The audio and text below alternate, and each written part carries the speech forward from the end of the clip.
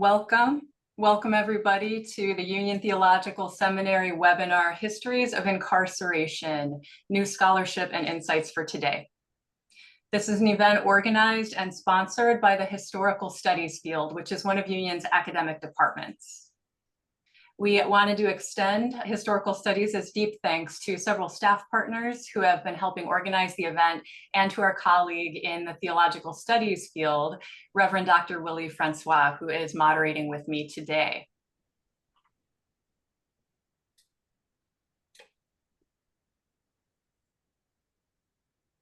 Willie, can you kick us off with the beginning of our land acknowledgement and word about Union's commitments? Sure. Thank you so much, Julie, and welcome to each of you to this very special conversation that will help us braid several eras of human history together in its relationship to punishment and to incarceration, and thinking about what those previous epochs of experience and punishment mean for us today. But we want to start with an acknowledgement that Union's Manhattan campus sits on the ancestral land of the Munsee Lenape people who were removed violently and unjustly, and that we in this community are the beneficiaries of that removal. And so we honor them as we live, work, love, laugh, and study here at Union Theological Seminary. We have two additional campuses. Our campuses at Sing Sing and Bedford Hills Correctional Facilities, which sit on the ancestral land of the Wappinger and the Mohican peoples who were deracinated from said lands, that now our state, New York State, uses to warehouse women and men in carceral death boxes that we call prisons. This is a wonderful entree into this subject matter as Union is continuing its tradition of living in the decarceral abolitionist space. And now that it welcomes the Master of Professional Studies program to Union, where it now lives. The MPS program was started in 1982 at New York Theological Seminary at Sing Sing, and then in 2022, it expanded to Bedford Hills. So now we offer a master's degree at two New York State correctional facilities, one for women, one for men. And I serve as the director of that program and associate professor of theology. The integration of the MPS program into the life of Union reflects a new inflection point in what I call this ongoing long time investment in issues regarding incarceration that Union is known for. Several of our students over the years have worked in field education roles in correctional facilities and have graduated to anchor spiritual care, to build mental health infrastructures and offer moral leadership in this space. In recent years, Union has co-hosted special screenings of the award-winning film Sing Sing, co-hosted the Beyond the Bars film and discussion series, and co-hosted a Second Look symposium. So this work is a part of the ongoing footprint that we want to be known for as a theological institution, as a community that is committed to justice and liberation and human dignity, that we're finding our way, finding our role in the decarceration space. There's a lot that could be said about the carceral tribulation that exists in this country and around the world. But I will use the words of James Baldwin as he talked about this penal matrix of power hoarding and death making. Baldwin says that the prisons are overcrowded, the calendars are full, the judges busy, the lawyers ambitious, and the cops zealous. What does it matter if someone gets trapped here for a year or two, gets ruined here, goes mad here, commits murder or suicide here? It's too bad, but that's just the way the cookie crumbles. He says, I do not claim that everyone in prison is innocent, but I do claim that the law, as it operates, is guilty. and that the prisoners, therefore, are all unjustly imprisoned. Welcome. Julie, back to you. Thank you for that so much. Today, at this particular event, the goal is to prompt new thinking about the present and the future by engaging with cutting-edge scholarship on the past. So to that end, we welcome 3 guests as panelists and presenters who have recently published books on the history of criminalization, jailing, and imprisonment. We've asked Dr. Letney, Dr. Williams, and Dr. Nofel to share brief presentations about this exciting new work that they have been doing. And each of their books draws from wide-ranging sources and then also zooms in on particular moments and particular mechanisms to tell a fuller history of incarceration in the past and to raise pointed questions about the present. A few words about format. During the presentations, audience members are welcome to interact by sharing reactions, questions, and affirming or constructive comments with all of us in the chat. The chat should let you pick between sending a message to just the hosts and the panelists or to everyone if you click the little drop-down menu next to the place where you type your message. You can also send questions or topics that you want to hear more about using the Q&A feature. The final half hour this afternoon is for responses or conversation, building on the questions sent in along the way from the audience, from moderators, or from fellow panelists. Those who are with us today who are alumni of the MPS program, your second link is for a meeting room that opens right after the webinar at 3:30. So in a moment, most of us will evacuate the visual stage in order to give the floor to our first presenter. Our first guest, Mark Letney, is Assistant Professor of Ancient History at the University of Washington. Mark holds degrees from the University of North Carolina at Chapel Hill, Yale University, and a doctorate from Princeton University. His most recent book, co-authored with Matthew Larson and published with University of California Press, is titled Ancient Mediterranean Incarceration. Welcome, Mark.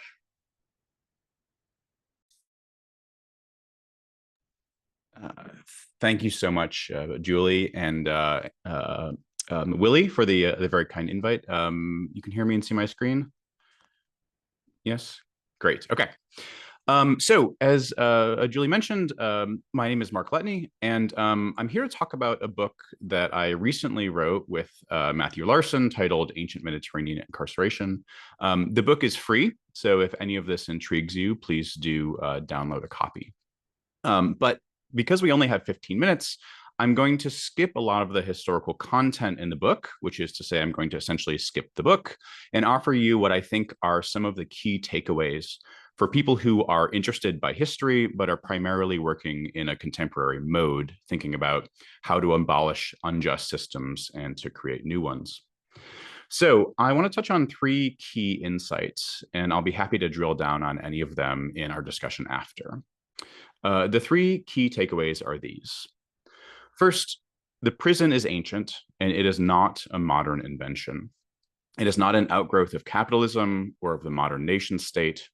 And to see it as such is both to misread the evidence and, I think, to hamstring our attempts to think past the prison. Second, privileging the experiences of prisoners has the capacity to change our perspective on carceral systems. Fortunately for ancient historians like myself, there's a trove of letters from prisoners which can give us insight into their plight rather than simply relying on evidence about the legal regime that held them in place. And third, the ancient world is not a model for us, but it might serve as a mirror. Some aspects of the ancient Mediterranean carceral regime are remarkably similar to our own contemporary moment. And I think these durabilities give us the opportunity to reflect on entrenched systems of oppression that have continued in various guises for at least 2,000 years. There are also important differences which give us the opportunity to see the choices that we make as a carceral society in a new light, and to question, perhaps for the first time, aspects of incarceration in the US that seem to be obvious, natural, or even innocent. So, to begin, The prison is not an invention of modernity, but an ancient and abiding reality. We can see this most clearly in two places. In the writings of legal professionals and rulers who sometimes commend and at other times decry penal incarceration. And we can see it in the letters of prisoners who attest to its common insidious presence. So we'll look at each of those in turn, first theorists of the prison, and then its victims. So for instance, the Emperor Constantine legislated in the early 4th century CE that, quote, the prison is for punishment, the prison is for guilty people. Here, the emperor seems to be entering into a conversation that had continued for centuries, in which legal professionals debated the virtue of penal incarceration. As a side note, every piece of evidence that I'm going to show today has a yellow letter and number combo.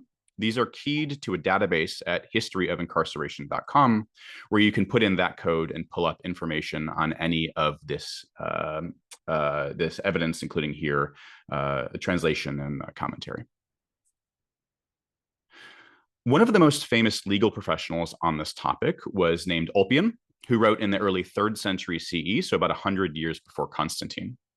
In a book on the duties of Roman colonial administrators, Ulpian laments that, quote, governors usually sentence criminals to be confined in prison or to be held in chains. That is, the prison was used as punishment very commonly across the empire, he thinks. But Ulpian continues, they should not do this. Penalties of this kind are forbidden. Rather, a prison should be used for confining people, not as their punishment.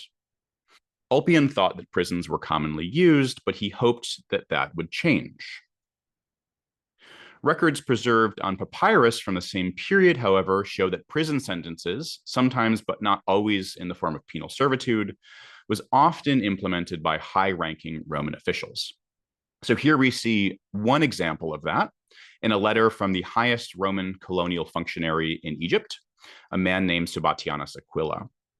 Someone on his staff wrote this letter in Greek to a man named, it says, Theon, the governor of the Arsinoite district, greetings.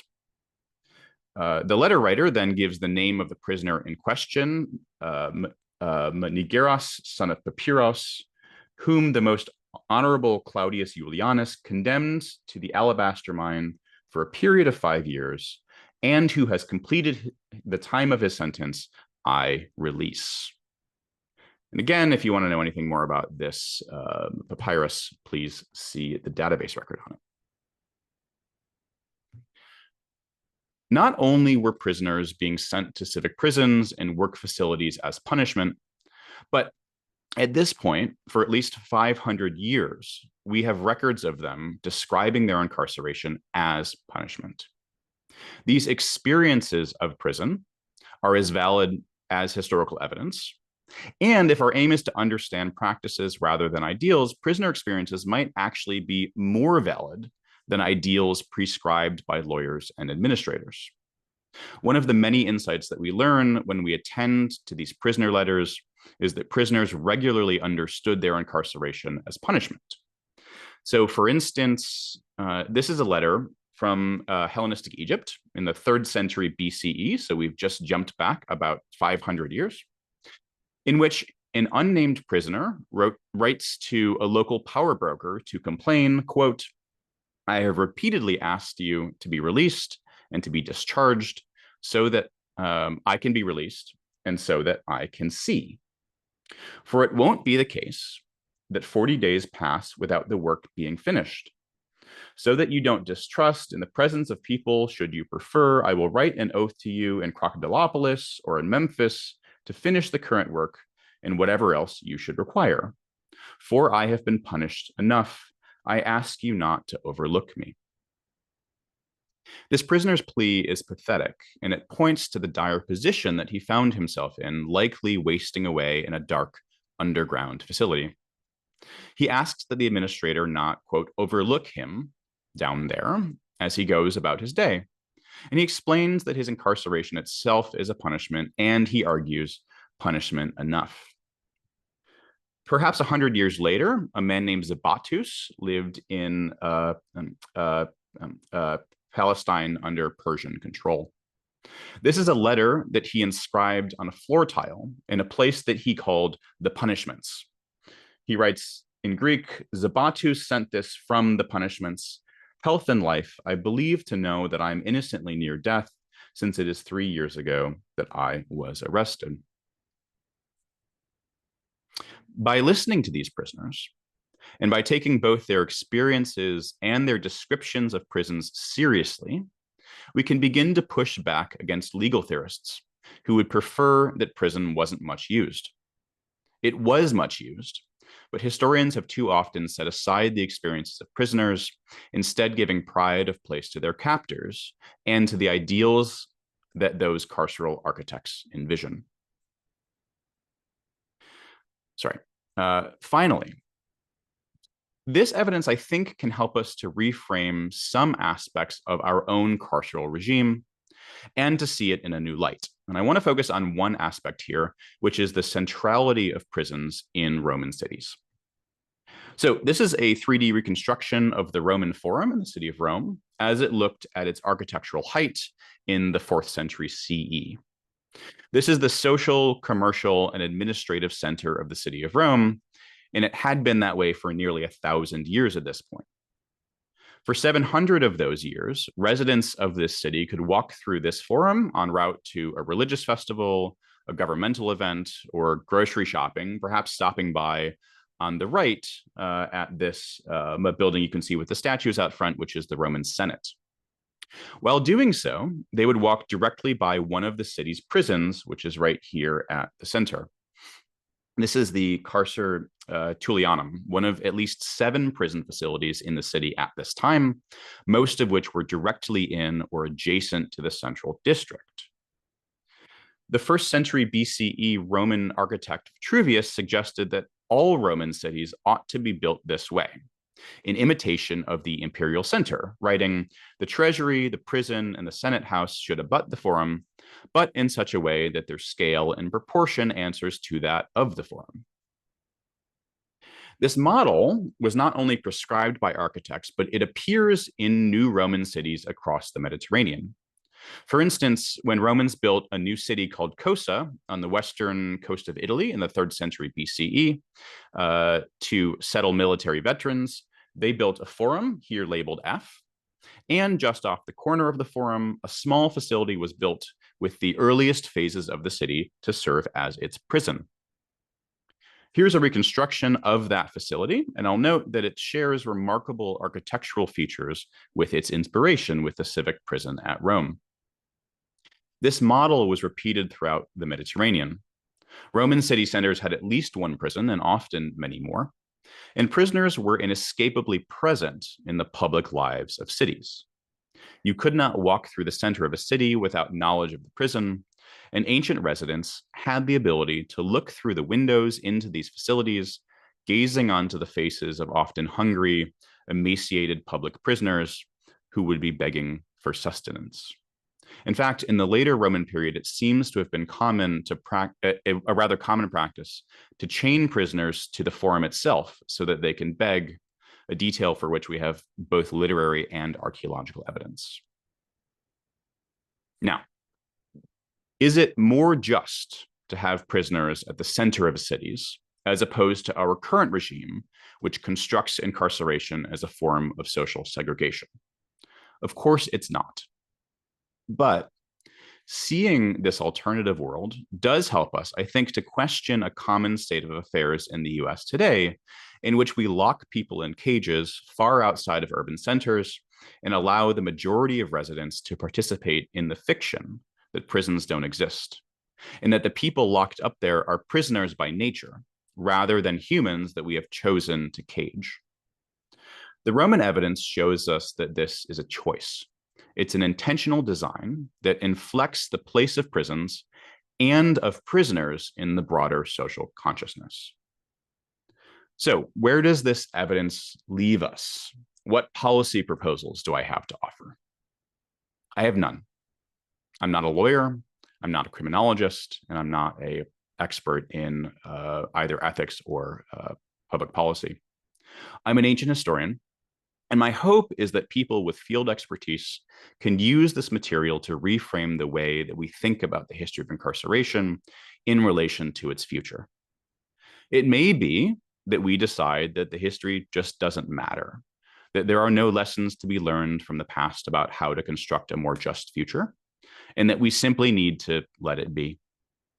I hope, however, that we can use this material as a mirror in which we see ourselves and our society more clearly and perhaps glimpse certain peculiar aspects of our carceral regime for the very first time. I don't know where we ought to go from here, but I do know that holding on to the idea that the prison is a symptom of modernity has hamstrung our attempts to think past it. And I thank you for your time. Thank you so much, Mark, for such an appetizing tour through your work. I hope folk will take advantage of the link that you shared and at Gratis be able to benefit from the treasure and of brain power that you've pinned there. Please give Matthew our regards as well for the contributions to the work.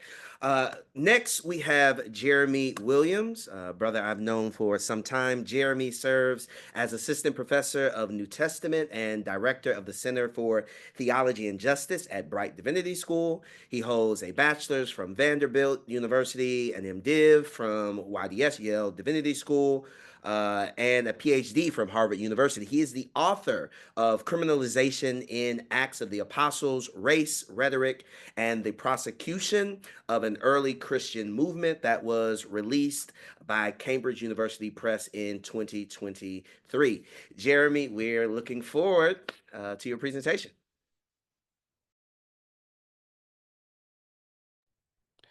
There we go.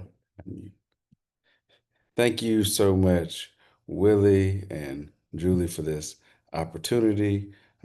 I've been excited about this, and I'm looking forward to what we'll be able to discuss in our time together.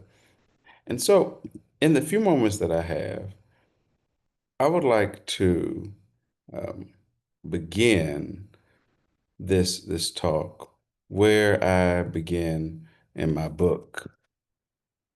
So I'll share the screen here.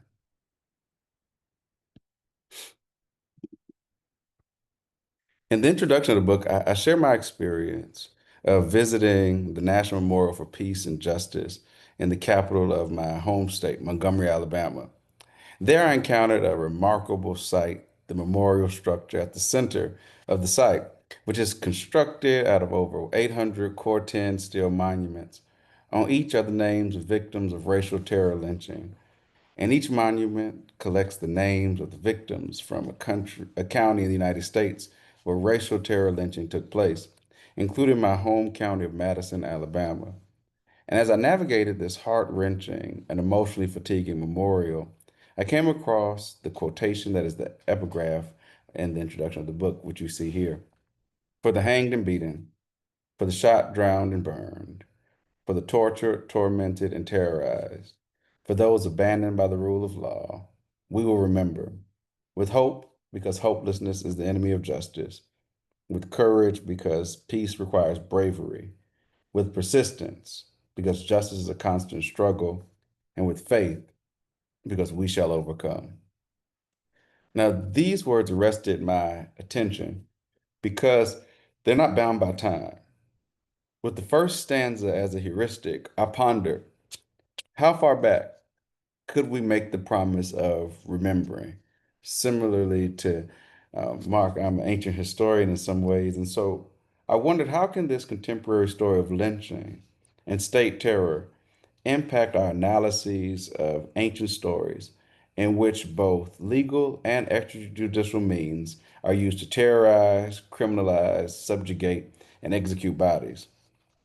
That memorial, along with Ava DuVernay's documentary 13th, radicalized me in some ways and became lenses for me to see the Acts of the Apostles as a prime candidate for such an analysis. With these questions and Acts as a launching pad, my research led me to offer an ideological critique of Acts' endorsement of Roman-style justice and its use of a minoritized Jewish Judean group as a literary foil in service of that imperial ideology, which I call the Roman hegemonic imagination, in line with Emily Towns' work. My critique also demanded a reevaluation of fundamental assumptions that uncritically prop up projects of criminalization, incarceration, and execution.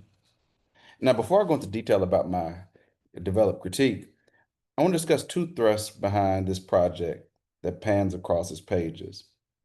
The first thrust was to reconsider Christian origins by investigating Acts of the Apostles, which is often heralded as the first Christian history. This thrust led me in an attempt to historically reconstruct second century understandings of criminalization in the Mediterranean, especially amongst Rome's provinces. I see myself in conversation with not only biblical scholars, but also with classicists, archaeologists, Roman legal experts, critical theorists, and womanist cultural critics. And in this conversation, I closely engage sources that provide a glimpse into Roman judicial logic and processes. The sources I relied on ranged from explicitly legal documents like the Roman jurist opinion, some of which we saw in Mark's presentation from Justinian's Digest, and also involved Mishnaic tractates. I also incorporated non-legal texts, noting that Acts is not a history in a way that a modern person would understand such, and would most likely not align with more popularly written and performed literature of its day. So I brought Acts into conversation with portraits of criminals in the Greek novel Callirrhoe and Euripides' tragedy and Bacchae. I also marshaled material culture to demonstrate both how criminalization of racialized groups like Egyptians and Judeans was etched in stone in antiquity, and how people on the ground could have understood criminal motifs in Acts. In this way, my project is also a people's history of sorts. Up and against dominant imperial understandings of crime and criminalization, which Acts unfortunately endorses, I raise questions about who would have resisted, critiqued, and been victim to capricious power and judicial violence. I say that Acts endorses dominant imperial understandings of crime and criminalization because rather than mount a full-throated critique against Roman imperial authority, Acts suggests that the protagonists, who I call the Messiah movement, are misidentified, which implies that had the protagonist been correctly identified, then they would have received better treatment. And more importantly for me, is that Acts presumes that if the Messiah movement didn't have special statuses like citizenship, then their ill treatment was permissible. I query, who in antiquity would have identified with the Messiah movement and apostles, not necessarily because they trusted the message about Jesus the Messiah, but because they too understood what it was like to be subject to criminalization through state-sponsored agents, mythical stereotypes, judicial structures that overwhelmingly favor the wealthy and powerful, and other humans questioning their very humanity and whether they have any at all. And as you can probably hear, there are diachronic resonances that span from my exploration of Acts into contemporary times, which leads to the second thrust of the project, which was important and was certainly more urgent. The project was to demonstrate how the Bible could be used in the public square to provoke the type of critical thinking that prevents Black death, especially at the hands of government, state, or imperial. How can the Bible, a complicated source, assist us in raising questions beyond explicitly theological ones that prioritize the righteousness of God, but instead lead us to query about the shape of justice in the world?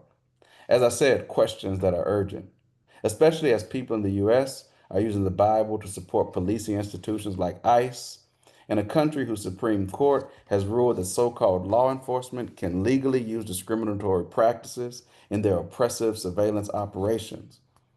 So to address the questions of how to use the Bible responsibly and to address criminalization and antiquity in a way that would be meaningful for contemporary concerns without being anachronistic, I had to solicit support, some from critical race theory, from Black feminist thought, from womanist cultural criticism, and myth criticism.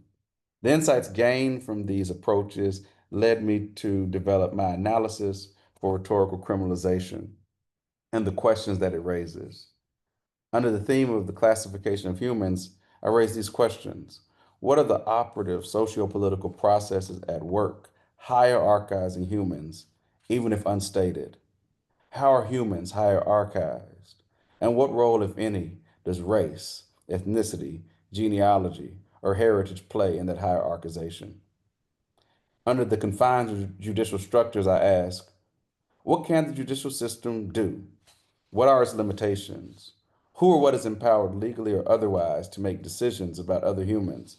How do they receive, maintain, or lose that power?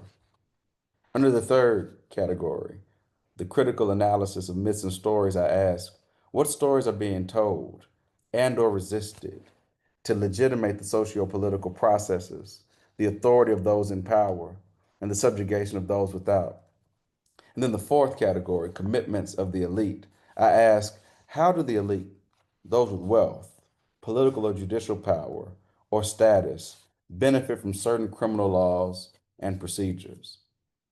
With these types of questions in mind, considering the earliest Jesus followers or Messiah movement members as criminalized troubles what justice looks like. It forces audience to consider who deserves justice, the ones at the top or the ones at the bottom. We've seen this very recently around the death of Charlie Kirk. A member of the U.S. House of Representatives, Nancy Mace here, whose post I have for you. She unfortunately demonstrates the importance of asking the type of questions that I raise. Because, as you see here, when she presumed that the person who committed the murder was a minoritized person, she hierarchized and classified them in her mind at the bottom of society. She could then blow a dog whistle about minoritized folks, whether Black, Latine, Muslim, trans, or otherwise, and activate a mythology about who should be put down like criminals. Her calling for the death penalty was not empty rhetoric because this was spoken by a person in a party that has control over all three branches of federal government, which could use the judicial structures to harm and target those it wills, which we see occurring with protesters being sent to other countries and talk show hosts being censored.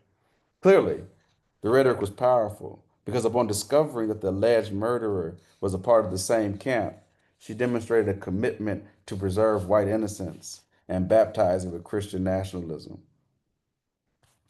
These types of questions that I raised with this analysis are important not just here, but as we can see, they are questions that are important across time. And I raised these types of questions by thinking through who, or inviting people to think through which characters they align with in Acts, and what are the implications of such alignments. What if the characters they align with are not the apostles of the Messiah movement, but the sheriffs, the police, the antagonistic crowds, the business owners, the proto-capitalists, the enslavers, the power-hungry? I retranslate a number of terms to highlight the ways that militarized policing show up in the text. For example, I translate stratiotai as militarized police rather than soldier. I translate strategos as sheriff rather than magistrate. I translate Kiliarchos as police commander rather than tribune. I translate perimbole as precinct and headquarters rather than fortress. And I translate lestes as thug rather than bandit or criminal. And with these translations, they invite us to consider what if the characters with whom U.S. audiences, especially white audiences, should identify with are the crowd and the authorities who worked against and criminalized the apostles. As you can see, I'm leaning into raising questions because I think that offering such questions can potentially lead people to reconsider with whom they identify today. Might my reading lead to people feeling shameful enough that even though they had representation in past systems of injustice, that this time they'll decide to say, I'm going to be on the right side this time? Rather than seeing the leaders of the Messiah movement as heroes, what happens when we acknowledge that their contemporaries may have considered them no good thugs and criminals that needed to be treated like animals and they deserved to be thrown in cages or unalived, as they say on TikTok? How do we reconsider Christian origins, even when we see that the people who most align with the Messiah movement in Acts will not be people who wear black robes and white albs, but those placed in jumpsuits? I ask these questions with the hope that if we will continue to use the Bible, especially in public discourse, then we should use it to conscientized, using Paulo Freire's language, the lives rendered invisible by wars on drugs and poverty and legislation that allows modern enslavers to profit off of imprisonment. The earliest Jesus followers' criminalization is well known, so much so that someone like Karl Barth could note that the first Christian communities had a criminal element. I hope that my questions provoke such insights, and even more, I hope they invite people, especially criminalized people, to ask more questions. I want Black Americans, who make up 31% of the prison population, but only 13% of the nation's population, to raise critical questions. I want Latina people, both citizens and not, to raise critical questions as they experience governors like the one in the state where I live, deploying state, local, and federal militaristic methods for political purposes. I want us to keep asking questions and not be content until you know what is killing you, and don't stop there. Keep asking questions until you learn how you can prevent it from killing anyone else. And in this way, we can turn to Acts as a site for exploring the perennial questions that arose in antiquity and that still surface today. Hopefully, as I lean into an abolitionist future, wherein BLM founder Patrisse Cullors invites us to say yes to imagination, I want to clearly note where Acts tells the story of criminalization and where it gets it right, like when the foundations of the prison shake in Acts 16. But I also want to tend to where Acts gets it wrong, when the only ones who actually leave that prison are those with citizenship status. From this place, I want to lean into that moment when the very foundations of the prison is shaking, a shaking that could have very well disturbed the economic and political foundations of the city as well. And from that moment, I want to imagine, what if not only Paul, Silas, and their cohort were released with an apology, but all of the other prisoners, and that the foundations of the prison were not shaken only to free Paul, but also to free all. Then not only was the foundation shaken, but the entire prison was destroyed, along with its connections to economics and justice systems and death dealing policing. Some may suggest that the others were guilty and deserved to be in prison. But the fact that Paul and Silas are so easily misidentified for profit making interests should highlight how the connection between prisons and justice should be rejected on behalf of the Jesus followers and Jesus himself, as Willie Jennings has noted, and I quote this in my book.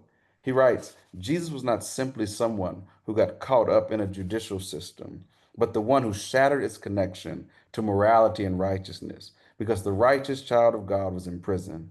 Similarly, Paul and Silas's imprisonment and subsequent release by divine intervention register a theological critique against unjust carceral and judicial practices. So I'll conclude this talk the way I end the book. James Cone notes that the real scandal of the gospel is this: humanity's salvation is revealed in the cross of the condemned criminal Jesus, and humanity's salvation is available only through our solidarity with the crucified people in our midst. And I hope at Union y'all don't mind me quoting James Cone.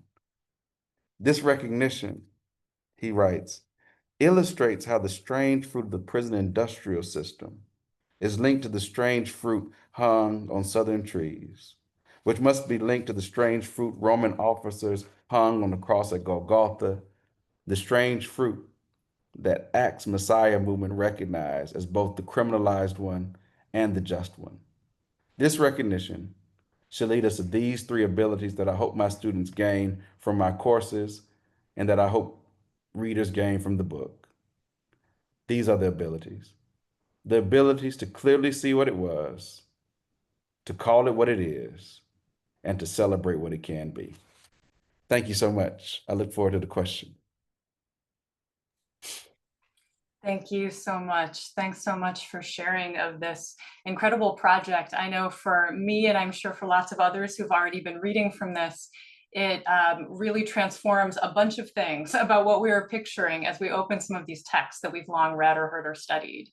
And the vividness of how it connects to today is so appreciated. I like that everybody is taking us up on the idea of adding the applause in the chat, since that's the way that we can do it for our guests today. And I have the honor of introducing our last panelist. This final guest, Brianna Nofel. Brianna Nofel is Assistant Professor of History at William and Mary. She holds degrees from Duke University and Columbia University, including a PhD in history from Columbia. Her work brings us to more recent context than the first two projects, especially her acclaimed 2024 book with Princeton University Press titled The Migrant's Jail, An American History of Mass Incarceration. Welcome, Brianna. Thank you so much, Julie. Hi, everyone. It is such an honor to be here with you today. I have enjoyed these presentations so much. Just what a wonderful event. Okay, so you can see the screen okay, I hope? I can't see any of you, so I'm gonna assume that you can see everything. But okay, awesome. Thank you. Okay, so I am going to talk about my recent book, which charts the history of migrant incarceration in the United States. And I'm going to start with this source from 1925, which felt pretty old to me until I heard the other presentations today. So in 1925, the Galveston League of Women Voters wrote this letter to their senator to express concern for what they called the dreadful conditions which exist in regard to the detention of deportees in this part of the world. So the women who wrote this letter were referring to the Galveston County Jail, a local lockup that was receiving federal money for each migrant that they incarcerated in its squalid facilities. The Galveston sheriff worked closely with the Immigration Service, detaining not only Mexican migrants, but also a growing population of Europeans. And similar arrangements were taking root throughout the United States. The federal government had a slate of new immigration laws to enforce, and it had very little detention space of its own. Therefore, and I would say much like today, it relied on contracts with localities to detain migrants who were going through deportation or exclusion proceedings. So in some American communities, these arrangements were tremendously popular and tremendously profitable. But in other cases, they sparked broader conversations about policing and punishment. So what did it mean, as the League of Women Voters wrote, to incarcerate deportees who, quote, have broken some law of this country, but are not in the true sense of the word criminals? And this is a tension at the heart of immigration detention's long and horrifying history. A system that, in my research, I examined from the turn of the 19th century through to the present. So my book asks how the story of detention changes if we look to spaces like the one that so alarmed and distressed the women who wrote this letter. Jails, these spaces at the margins of the nation, these sites that are not explicitly marked as sites of immigration detention, and these spaces where sheriffs and communities are receiving money for each night that they incarcerate non-citizens. Okay. At the beginning of the 20th century, this money is often just pocketed by the local sheriff. But I show that by the end of the 20th century, much of this money is going to be reinvested into expanding imprisonment, expanding police forces, and sort of expanding the footprint of the carceral system more broadly. So the book examines how the federal government does this. How do they build relationships with what in many cases are small towns and rural communities who they are absolutely reliant on to do the work of mass deportation? So I argue that even as the federal government starts building its own immigrant detention centers, even as they find private prison companies to work for, county jails continue to serve an absolutely essential role in making this work possible. Any perceived crisis, whether it is a scandal about conditions or a natural disaster or an uprising or hunger strike among detained people, is routinely remedied by sending migrants to these decentralized, nearly invisible outposts. So it has created a system of incarceration that is virtually impossible to gain a comprehensive view of, and it shows us that mass deportations were and continue to be extraordinarily difficult without the collaboration of local governments. Okay, so My book covers like about a century. It goes all over the United States. So I'm just going to pick out a few sources and stories that I think are interesting and hopefully illuminating to talk to you about today. So I think it's worth noting that migrant detention does not have its sort of origins where we might suspect. Its earliest incarnations are not at the U.S.-Mexico border. To my interpretation, they're at the U.S.-Canadian border. So I start my project by looking at these communities in northern New York, which saw thousands of Chinese migrants pass through them in the late 19th century, who were attempting to evade the 1882 Chinese Exclusion Act, which barred all labor migration from China. So even for the more recent history, one of the great challenges of telling the stories of prisons and jails is the question of sources. Even for this more modern stuff, like many of these records have been purged. That is even more true of jails. So this is a really remarkable source because it is one of the only sort of jail logbooks I have to show what this looked like. So you can see here, this is from Essex County. And hundreds of Chinese migrants are going to be held in this jail while they are awaiting deportation and exclusion hearings. So you can see when the person is logged in, when they're logged out. You can tell it's July to December. Most of these detentions are incredibly long. They are much longer in rural places than they would have been at somewhere like Ellis Island or Angel Island. You might also see over here that this photograph appears to be of a very young person. This is indeed a child. So we know that children and youth migrants were caught in these systems for the earliest incarnations. So people who are in and around northern New York, they write that something really unexpected is happening in these communities. They say, you know, we've come to understand that we are on this sort of migration route. But the sheriffs in these communities do not want Chinese migrants to go away. In fact, they are incredibly enthusiastic about Chinese migrants coming to these places because they see this as an opportunity to get this federal money. So the federal government is paying sheriffs in these northern New York communities for each night that they detain a person, okay? So one of just the like remarkable things that we start to see happening is that these communities start building separate segregated Chinese jails that are specifically an attempt to court the immigration services business. So these communities do not want Chinese residents, but they see Chinese prisoners as sort of fitting a distinct political and economic role. Okay.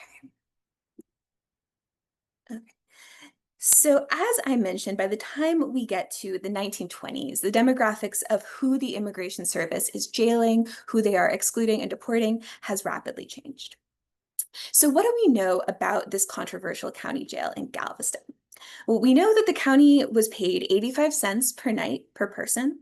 And we know that the people who were held there were immigrants from all over. There's records from Mexico, from Australia, from Germany, from Brazil, from Venezuela. And we know that the conditions were, perhaps predictably, absolutely horrific. People slept on the floor. There are sort of frequent infestations. And we know this from jail inspection reports, but also from the limited but existing letters that migrants wrote themselves from jail. So I argue that Galveston, however, incurred particular critique from community members because it had a reputation for being a place where European or white immigrants were detained. So following an investigation, the grand jury in Galveston declares in 1925 that it is a, quote, crime against humanity to incarcerate migrants in the jail. The local newspaper says that Galveston is risking not only the city's reputation, but the reputation of the entire United States. And they raise the geopolitical dangers of, quote, sending these unwelcome guests back to their countries embittered by months spent in a reeking jail. So these critiques are still relatively moderate. People are not questioning the logic of immigration detention altogether, but they are absolutely sort of imagining the jail as a distinctly bad and distinctly inappropriate place. And they are raising what I think is a really interesting tension between who they see as true criminals, people who belong in this space, and what they see as still relatively innocent European immigration law violators. Okay, so conditions facing women migrants at the jail are particularly precarious. The Immigration Service through the 20s and 30s will choose to board many women in deportation proceedings with religious groups, but particularly for Mexican women, they are the most likely to still end up in the county jail. So we have one particularly thorough file for a woman named Gertrudis Hernandez de Rodriguez, who, according to this file, appears to have been assaulted by multiple jailers at Galveston. And it's a horrific story, but it is also a story, I think, that gives us some insight into why the Immigration Service found these local jails to be such a powerful tool. So federal officials investigate these assaults, but they decide that ultimately this is a local issue. They can't control who the jail hired, they say, and they say that men of, quote, ambition, education, and intelligence don't want to work in the jail. So this is not only kind of a far cry from how the Immigration Service is seeing itself and its own highly professionalized work, but it also shows us, I think, that they have effectively outsourced, right, the contentious, ill-respected work of detention to these unaccountable local contractors. Okay, and that I think will prove to be a really powerful and enduring idea. Okay, so within a few decades along the US-Mexico border, the deportation of Mexicans is going to ramp up considerably, and the government is going to experiment with not only using jails, but also building federal detention camps of its own. So this is a camp in McAllen, Texas. Notably, this infrastructure is the same infrastructure that was used in Japanese-American wartime incarceration camps. They literally just pick up the barracks and move them to reuse them as this site of mass Mexican deportation. But one of the things I find fascinating here is that there is incredible community resistance to these federal detention camps. And one of the reasons there's all this resistance is because communities are concerned about losing the money they have come to rely on for doing the labor of immigration detention. So we get this quote from South Texas congressman who says, I think very presciently, how were these communities who built bigger jails supposed to know, quote, that the Immigration Service would decide to go into the prison business on a grandiose scale? We also get this quote from the Odessa American, a local paper. They write, quote, now apparently Texas towns are stuck with big jails and nobody to put in them but each other. The Immigration Service and the Border Patrol prefer a concentration camp of their own. So I find this quote so affecting every time I read it, not only because of the sort of really evocative post-war invocation of concentration camps, right? We see that people have been making that comparison for a long time, but also because I think it kind of nods to this reality, right? That these communities built these big jails, they built bigger jails because the Immigration Service told them they needed the space, but they know intuitively that this jail is going to get filled with someone, right? They were sold that it would get filled with non-citizens, but they seem pretty aware that it is now going to get filled with local people. So I think it speaks also to the ways that sort of migrant incarceration and mass incarceration are building up together. Okay, so detention's omnipresence will rapidly expand across the 1980s. Budgets for deportation and removal absolutely soar in the late 20th century. Much of this is driven by President Reagan's new immigration laws, and notably the idea that the US is going to begin detaining virtually all asylum seekers. However, even as the federal government is building more facilities of its own, like the one at McAllen, we can still see that enterprising sheriffs are finding ways to make this system of incarceration incredibly lucrative. Let me stay there. So I tell a bunch of stories. You really start to see the kind of Gulf South buildup in this era too. This is a community I'm particularly interested in. It's called Avoyelles Parish. It's in central Louisiana. The sheriff is this guy named Bill Belt, who you see on the left. Belt becomes one of sort of the preferred partners of the Immigration Service in this era. In his 10 years From about 1980 to 1990, this community goes from having one jail to having 5 jails, mostly doing immigration detention work.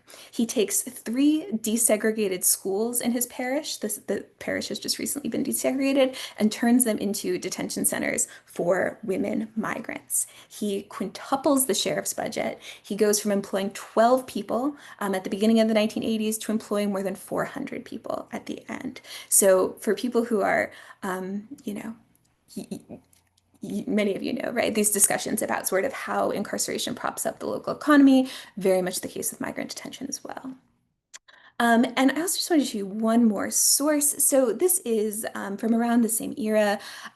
We have a particularly rich sort of archival record from this jail in northern Florida.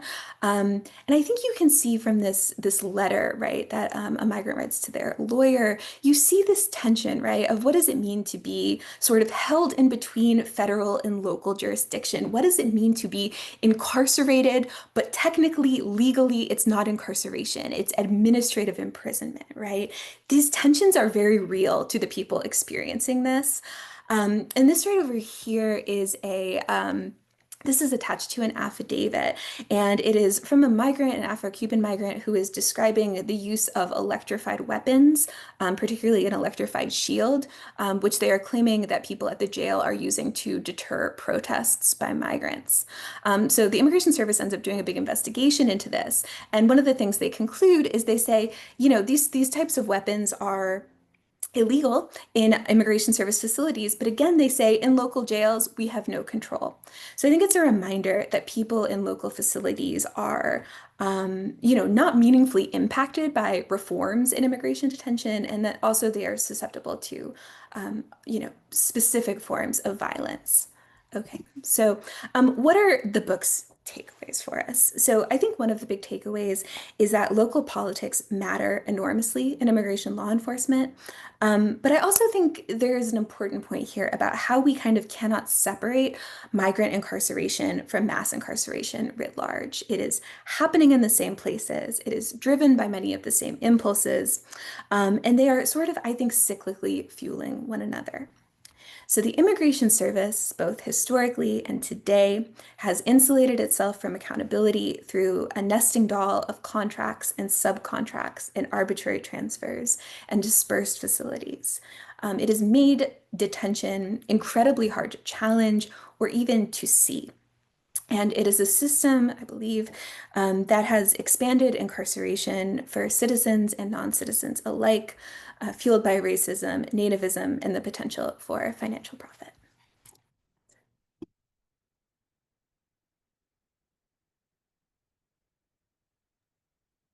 Thank you, Brianna, for your presentation and bringing us to the 20th century United States for thinking about these questions around criminalization and detainment and punishment. So again, to Mark, to Brianna, and to Jeremy, thank you for such invigorating presentations and building a wealth of questions that I'm not really sure where we should start because I am deeply drawn to Brianna's framing around Galveston as a native of Galveston, Texas, and currently in Galveston, Texas for the day.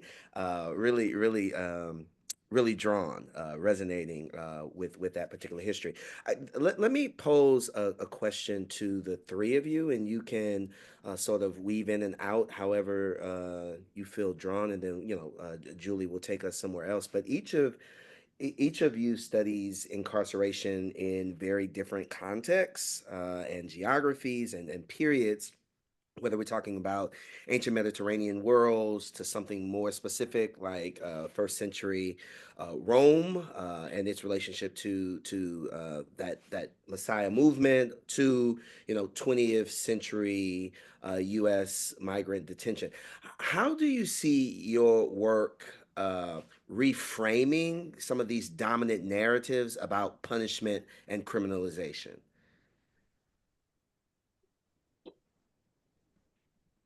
I suppose I could kick us off for that one.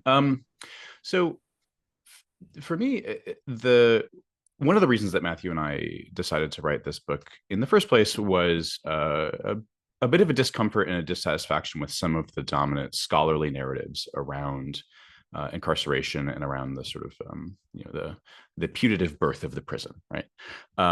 And the notion that the prison is somehow a symptom of the early modern period or of capitalism or something like that, which led in especially activist circles in which we also run to a sort of corollary idea that if the prison is a symptom of modernity, then we need to fix the ills of modernity, or if we can fix the ills of modernity, we can fix the ills of the prison, right? Which is to say that one of the more common sort of abolitionist arguments is some version of there was a time before the prison, and so there can be a time after the prison, right? If that's not true, then I think we need new models for thinking about the relationship between the history of incarceration and a possible more just future. And those models can be either, as I suggested at the end of my remarks, just throwing out the history, right? Saying it doesn't matter. Right? There's no models for a more just world in antiquity, and so let's look forward. And I'm okay with that. It hurts, it hurts my heart as a history professor, but I'm actually okay with it. But I do think that this material can help show us aspects of current carceral regimes that seem to be obvious, like the centrality of prisons in the ancient world, pointing out the peculiarity of the sort of thoroughgoing ruralization of sort of non-custodial incarceration in the U.S. And so I don't think that there's any sort of models, but this book comes out of a dissatisfaction with the way that the history of incarceration has been talked about and the way that it's been talked about in the context of trying to build more just systems. And if I could build on what Marcus said, part of what animates my my work in a similar way are some of the disruptions or seeming discontinuities between antiquity and the present, but upon further evaluation, we start to see many more similarities. And for me, particularly thinking about how this could be used for folks for whom the Bible is a central way of thinking about the world, engaging in New Testament texts or canonized New Testament texts, and then beyond. The Acts has people always in jail, in prison, being criminalized regularly, confronting Roman imperial, provincial, and local powers, and their bodies being subjected to various types of punishment in prison. And so it became a site for me to think through how this could help especially people who want to do reconstructive Christian origins type work, to think about how these earliest Jesus followers would have been perceived, not just as saints receiving some type of martyrdom, but as troublemakers, and as people whose status allowed for them to be vulnerable to whatever type of Roman and local officials and policing type forces were available. And so adding that socio-political aspect beyond just the notion of them being persecuted. One of the major claims of the book, I didn't say it in the earlier talk, is I take the Greek term dioko, which is generally rendered as persecution, and I invite us to think about it as prosecution instead, to think about the ways that local and imperial forces didn't operate outside of the law with some type of religious zeal, but function with the law and with religious zeal. These things, of course, weren't separate. And what does that help us to think about in our own time? Like, as we know in antiquity, we talk about a lot that, religion, politics, economics weren't separated. But what we're also seeing is the myth of that separation in our time is it's something helpful for us to push through. And I think that what we see in Acts gives us some tools to think through what happens when nationalism, religion and imperial power and force and carceral ideologies come together and come to bear on a minoritized group whose bodies are vulnerable to punishment and subjugation. And so that's kind of how I see the bridge and what I'm thinking through. Yeah, I think migrant detention offers, it's always like a little wrinkle in the sort of story of incarceration, because it is people who are sort of detained in unconventional ways under unconventional laws, and everyone from jurists to migrants themselves, right, are confused about how exactly this fits within the broader system of incarceration.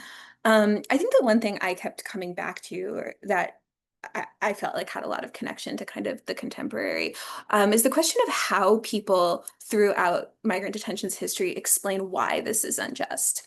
And there are critics, like from, in northern New York in the 1890s, when all of these Chinese migrants are getting locked up in these local jails, there's tons of critics in their local newspaper who are in particular raising questions about Christianity and whether this is Christian behavior and whether this is sort of morally defensible. Is this like a good industry for the town to get in?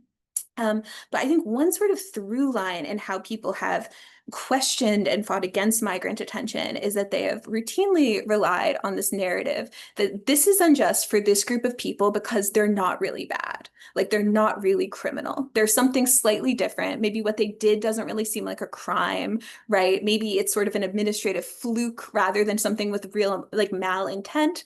But it is a thing that is like really frustrating to read in the source base, because you're like, these people are understanding how horrific the conditions in these facilities are.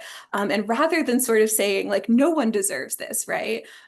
They are continually sort of relying on this logic that says this group of people is not deserving of this, right? This group of people is special, is separate. They are not sort of part of the prisoner population writ large.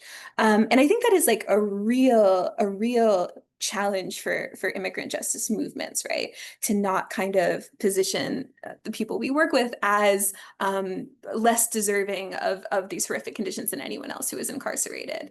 And thinking about, right, sort of how this suffering is happening in the exact same places, and how criminalization can change on a dime. So for all of these people who said, these people aren't really criminals, they didn't really break a law, like that all gets much more complicated when like border crossing becomes a criminal act in 1929, right? So there's like incredible danger to like resting your argument, right, on the idea that these people, don't deserve it because of what they did, rather than no one deserves this. That is a wonderful way to be connecting a thread that I wanted to raise next for each of you. Just reflecting back what you're each saying now, I'm finding it so helpful to hear you each speak with your expertise about how your studies, they change the bigger claims about what things with prisons are new, whether prisons themselves are new. They change what the Christian role or way of identifying might be in some of these ancient stories and some of this imagery, a different picture of what Christian responsibility would be assumed to be in the ancient world, bringing in the less discussed interlocking institutions and processes, and then these resilient critiques.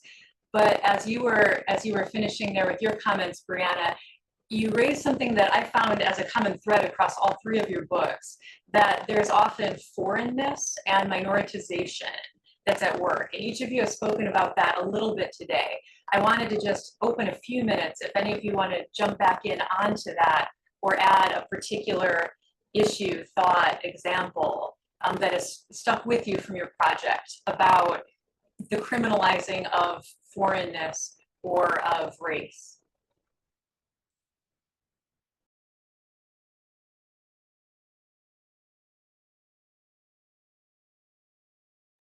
I'll say something. So I think one of the things that becomes really evident when you look across the history of immigrant mass incarceration, right, and perhaps obvious, is that like foreignness is not experienced equally by all people. And you can see, right, sort of, again, on the question of like whose jailing is deemed unjust. It is people, again, who the sort of average American imagines do not belong in the jail. So the only real moments that we can point to in US history where detention is seriously rolled back almost all of those moments have to do with white European immigrants, and particularly white women being jailed. And there's sort of a upswell of alarm. There is an upswell of campaigning about the sort of evils of migrant detention that happen when it is targeting Europeans, that simply do not happen in the same way when it is targeting Mexicans or Chinese or Afro-Cubans.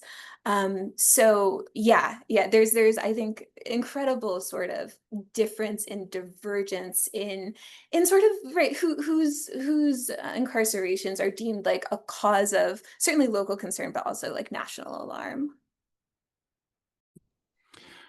Oh, please, Jeremy. You got it.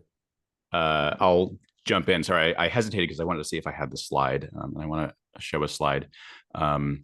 So this is a letter, and it's a letter from a man named Phinesis, and he's a grain measurer.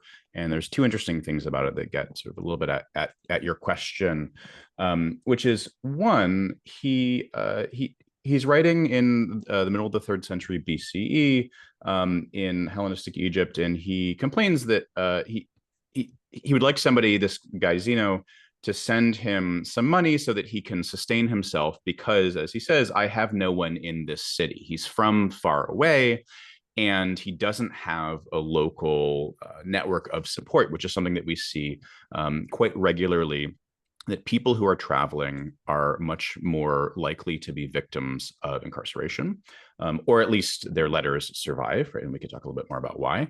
The other interesting thing about this is so it's written in Greek, but you have to take my word for it. The Greek looks very strange because it's written in a brush, and it's written in a brush probably by somebody who's usually writing in the local indigenous language, which suggests to me that this probably is somebody who is a local indigenous Egyptian who speaks Demonic. And not only is he far away from home and therefore more likely to be victimized by the carceral system, but he is indigenous and has less access to both supplies inside and also ways to get out. And so this is something that we see in a lot of these documentary sources, that people with indigenous names or people who seem to have other markers of indigeneity show up comparatively more often.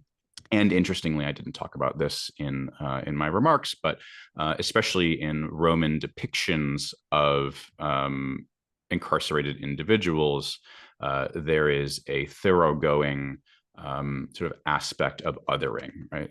Carceral victims are often shown using ethnic markers to show them as precisely not Roman or precisely foreign captured populations. And so we see this throughout the archives. Sometimes we have to sort of pull it out of the interstices, right? And to see differential victimization in documentary sources where it's not immediately apparent, and then sometimes it smacks you in the face because it is intentional.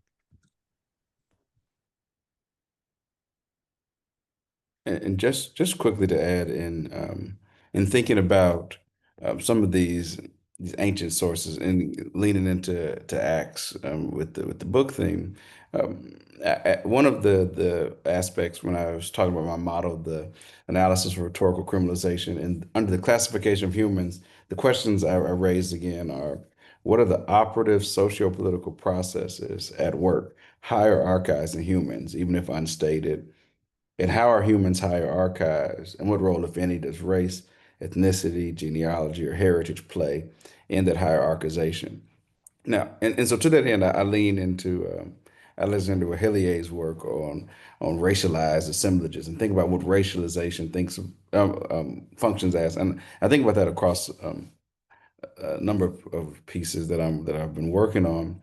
And one of the things that I think is really important in line with this question you raised, Julie, around how the xenophobia plays a significant role in these types of criminalization. Even in Acts, there are moments where like in Act 16, which I spoke about a moment, when the enslavers of the girl with the Pythian spirit, when when she no longer is profitable to them, they say that Paul and his team are teaching things that are not lawful for Romans to do, and because they are Judeans or Jews.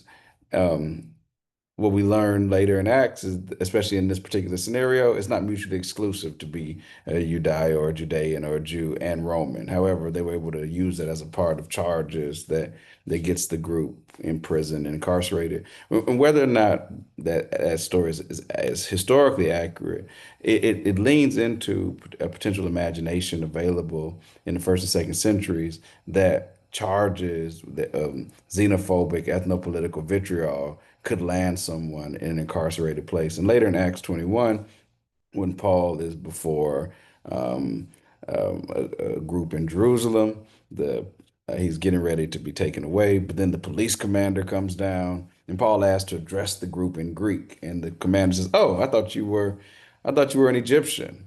Oh, you can speak Greek, then." Then I'm gonna give you a bit more respect. So in these moments, we can see how some of these socio-political projects, racializing logics, are operating even in antiquity. Of course, the way that it functions in the world created by the West through conquest and genocide is it becomes different, race does, but there's always been ways that people can tell difference, and those in power will difference for their own political ends and purposes, and we see it in the Bible. uh, It's true. It's true. Willie, go ahead. Yeah, thank you each for that. But Jeremy, you took me in a direction as you were talking about that particular scene in Acts 16, where Paul and Silas are jailed for disrupting cash flow questions, right? There's something about the economics at work in that scene that leads to a type of criminalization and ultimately and incarceration, at least a temporary incarceration. I'm curious, and like Mark named this, that prisons are not creatures of modernity, and they are not necessarily the byproduct of, let's say, capitalism, right? And it is really hard as particularly as we read, and it's so legible, but as we read the relationship of carcerality and racial capitalism in the United States, it's kind of hard to untether those things. So I'm really curious about how across these eras and across these regions there were interfaces with the economics of the time and incarceration and punishment. Can you identify any economic incentives to the ways that prisons were used as forms of punishment, or maybe that's not even the best question, but help me see. And I think some of this has been hit in passing, but I'm curious about, like, what are the economic implications of incarceration across the eras and regions that you all study, if any? Yeah, I can start us at the early end, and then we can move forward. We see in the earliest documentary papyri, that is to say, starting in about the 3rd century BCE, that the Egyptian king is often moving people from public prisons, often treasury prisons, into mining facilities in order to extract labor from their body. Although there are often, it seems, facilities at these mining camps in which people would sit idle for a long time and wait. So there's, for instance, one papyrus that talks about over the course of 60 days, 10 men, prisoners, they're called, labored in the mines, and 130 of them sat idle waiting, right? There's also, so we have mostly documentary evidence for this earlier period. In the Roman period, we have a number of sites where prisoners were held, sometimes idle, sometimes not, close to places where resource extraction can occur, usually extraction of metals or stone. The thing that I want to sort of stress is there's this question that sort of historians get into about whether any of these facilities were profitable, or whether there really was an economic motive. And the thing that I want to stress is that the value of the prison, if indeed we should be talking about value, is more in the input of bodies than it is in the creation of profit. And sometimes, at least in the ancient world, a marginal profit can be extracted. But the reason that Romans are thinking about and placing people into carceral facilities is primarily in order to contain deviants, right? Both deviants and deviants. And there is an attempt sometimes to extract a sort of marginal benefit, usually a societal benefit or a material benefit. But that the reason that these places are built is not primarily in order to serve the economy, although they, of course, interface with the economy, such that if you were walking across a floor in on the Roman Forum that was yellow marble, you might well know that that came from a single mine that was staffed by somewhere around 1,000 prisoners at any given point. And if I could think a bit with this, and maybe even push a question back, is to think about as you mentioned, racial capitalism, and as Mark was naming, and I'll name it in this way and see if this is language he'd agree with, that part of what we see in antiquity is that carceral spaces function ideologically to partner with both understandings of the deities. Through some other work that Mark and Matthew did, we see that the carcer, or the prison, was connected to places where sacrifices would be worshipped, where the gods looked on to see that justice is administered. And part of the question I raise around like judicial structures, who benefits from having the control over other bodies? It's generally the propertied elite.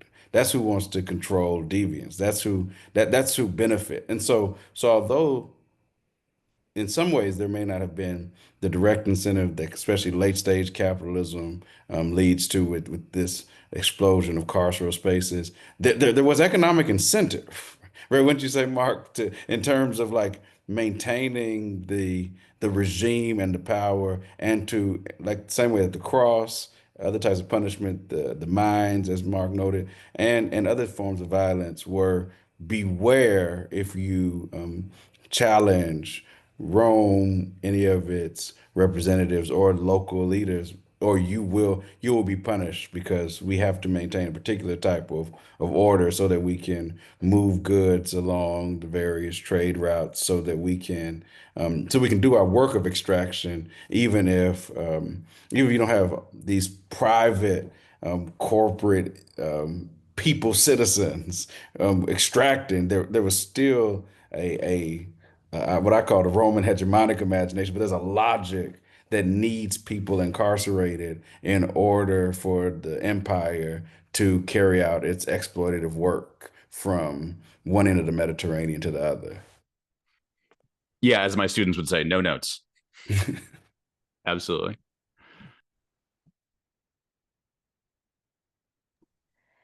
Yeah, so I've told you a lot about the financial incentives I see in my history.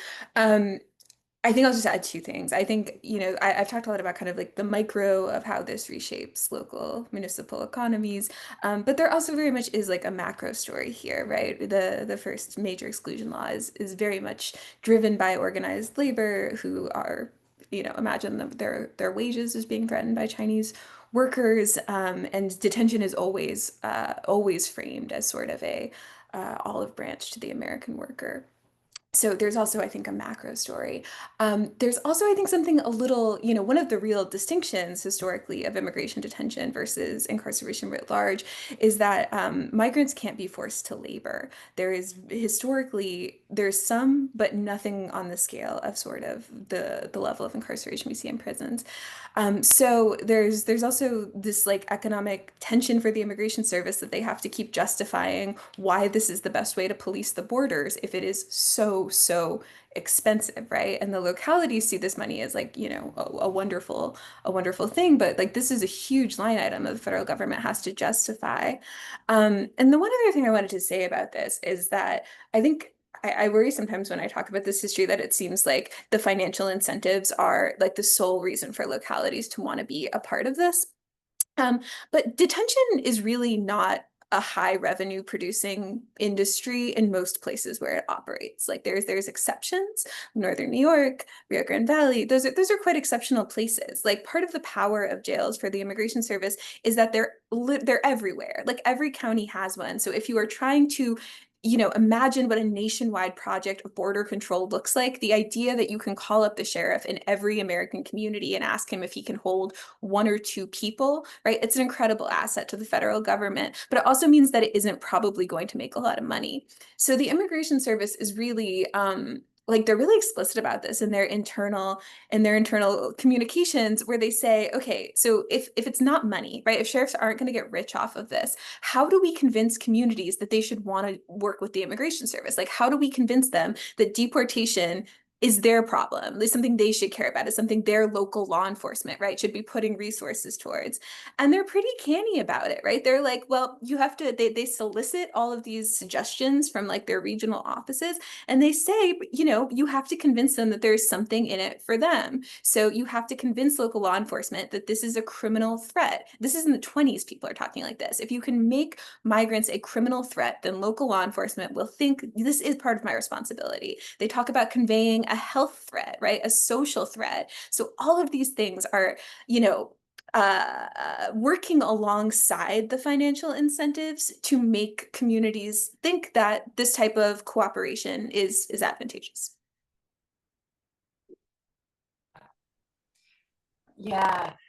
Yeah, this is really fascinating to hear you each describe the ways that economics is a lot of the picture, and yet there's social and ideological things operating that seem to be even more of the picture. There seem to be other things mainly at stake for why these systems have been so durable.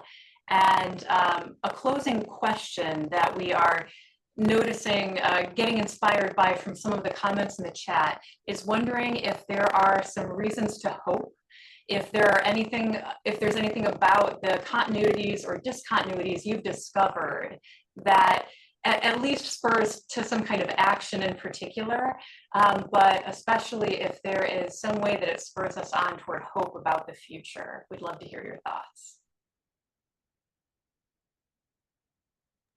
One thing I'll contribute is that so sometimes when we are trying to think about the work of abolition, some people dismiss it because of questions of how can that be possible or feasible. But one thing I think that's worth thinking about are the regular mundane ways that each day the system has grown how it has. And it hasn't necessarily been legislation or really exciting acts, but it's been small acts, normalization, turning the eye. And so part of, if I lean back into Acts, the invitation is to be a martus or a witness. And so part of the work is to continue to witness, to prevent it from growing anymore. Sometimes it can seem that we may not be able to undo it, but we can keep it from expanding as much as we can. We can get in the way. We can hope that in that scene in Acts I mentioned that the prisons open not just for Paul and Silas, but use as a mantra to open it for everybody. And until we can get there. So one place to have hope, I believe, is to just, I think, to imagine that even if, as Mark has shown us, that the prisons extend far back into antiquity, this form of human bondage and mass incarceration, the prison industrial complex in the United States, does have a starting point. Now, it may not be in the 20th century. We might be back in 1611. It may, but it has a starting point. And so that form, this version, if it has a start, it can have an end. Maybe just 20 seconds from Brianna and Mark apiece as we are up against the time. I'll be real quick. I'm not top of that. I think that one of the sort of semi-hopeful points, and this is not a real hopeful time for the immigration detention story, is that, you know, by looking at this as not just a story of federal power, I think it tells us that there are many more pressure points on this system, right? If this system relies on our communities, contracting, agreeing, you know, then I think it means that there is like more place to direct our energy. And that I think one of the things that makes me feel the most hopeful is how effective local activists have been in cutting off some of these contracts. So. Yeah, I'll say I think one of the wonderful things about ancient history and being an ancient historian is that you get to see both durabilities, but also the dramatic mutability of the societies that we choose to build. And I think, as Matthew and I say at the end of the book, Homo sapiens is a species that invents new futures for itself all the time. And the question is, why not now? Thank you for that, everybody. And thank you for everything that we're going to continue learning from your work. I hope everybody will take a last moment to applaud you in the various ways we can within the chat, or to continue sending a quick last comment or question before we close the window in a moment. An honor to have all of you with us. Thank you so much.